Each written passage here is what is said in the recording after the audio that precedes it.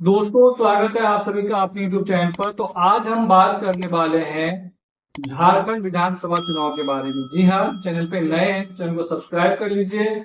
अगर आप Facebook page पे देख रहे हैं तो फेसबुक पेज को जरूर फॉलो कीजिए। तो आज हम बात करने वाले हैं झारखंड में बीजेपी को जीत दिलाने वाले रणनीतिकार, उनके जीत दिलाने के लिए दिन रात एक किए हुए हैं। और आज एक अप्रत्याशित फैसले की वजह से पूरे प्रदेश में पूर्व प्रदेश अध्यक्ष, जो प्रदेश का कार्यकारी अध्यक्ष बनाया गया, यानी जो पूर्व प्रदेश अध्यक्ष का बीजेपी का, उन्हें कार्यकारी अध्यक्ष बनाया गया है।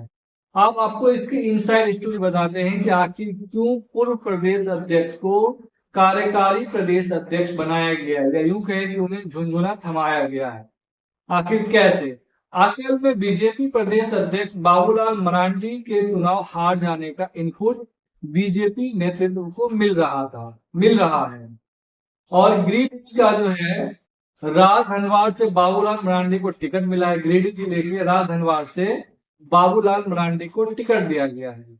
अगर हम बात करें तो बाबूलाल मरांडी पिछली बार इसी सीट से जेवीएम के टिकट पर चुनाव लड़े थे और जीते भी थे।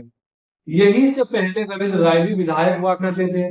बाद में वो प्रदेश अध्यक्ष बने और जब 2014 में बीजेपी जीती तो उस टाइम पे वो प्रदेश अध्यक्ष थे। खैर, इस चुनाव में उन्हें ना तो विधानसभा में टिकट मिला और ना ही लोकसभा चुनाव में टिकट मिला, जिसके वजह से रविंद्र राय का जो राजनीति है वो हाथे पर डाल दिया गया था।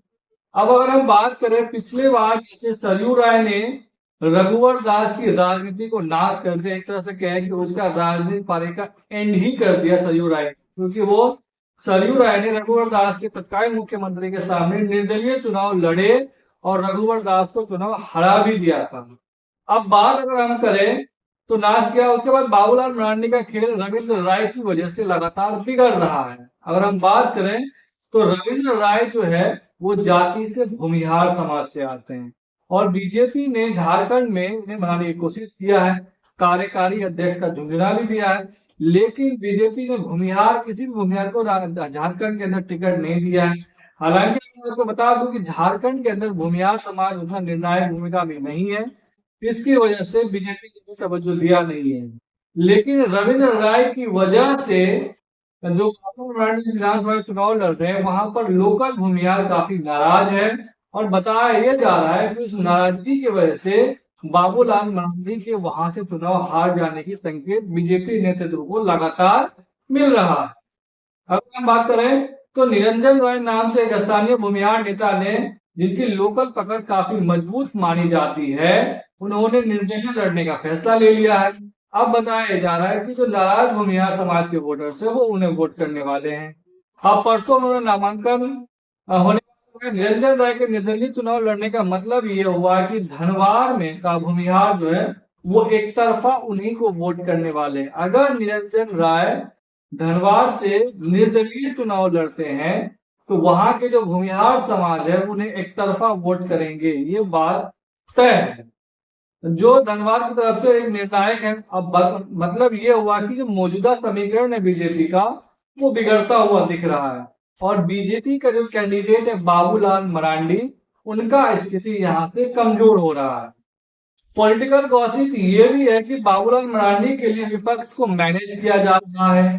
इस सीट पर माले और जेएमएम दोनों उम्मीदवार होने वाला है।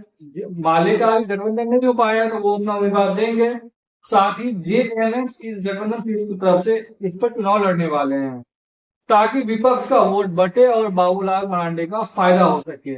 अब बता दें, हेमंत बिस्वा शर्मा ने एक चाल चली है कि जो लेफ्ट पार्टी से संपर्क किया है और उन्हें कहा है कि आप यहाँ पर कैंडिडेट दीजिए, डमी कैंडिडेट जो जेएमएम के वोट को काट सके, और इसका सीधा फायदा जो है वो बाबूलाल मरांडी को मिल सकता है ताकि विपक्ष का वोट बढ़ सके। और उसके बाद अगर हम बात करूं तो बड़े लोगों, पॉलिटिकल गॉसिप के अंदर ये भी बातचीत चल रही है कि पर्दे के पीछे नेताओं में समर्थन के संपर्क किया गया है, चाहे वो माले का उम्मीदवार हो चाहे वो खुद जेएमएम का हो। तमाम बड़े नेताओं से पर्दे के पीछे सेटिंग करने के लिए संपर्क किया गया समर्थन के लिए। अगर हम बात बता दूं तो निरंजन राय का चुनाव लड़ने की घोषणा करने के बाद निशिकांत दुबे उनसे मिलने गए थे और उन्हें मनाने गए थे कि आप यहाँ से निर्दलीय चुनाव मत लड़िए। लेकिन बताया जा रहा है कि दोनों की बात बनी नहीं। बंद कमरे में जो अकेले बात हुई थी वो बात भी लीक हो गया है और निरंजन राय ने साफ इनकार कर दिया है कि वो निर्दलीय चुनाव लड़ेंगे चाहे किसी भी हाल में। तो इसका मतलब यह हुआ कि निरंजन राय के प्रचार करेंगे तो जाहिर सी बात है जो भी वोट वो काटेंगे वो बाबूलाल मरांडी के हिस्से का ही वोट काटेंगे।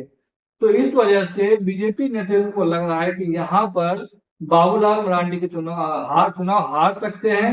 इसके लिए तमाम तरह के हथकंडे अपनाए जा रहे हैं।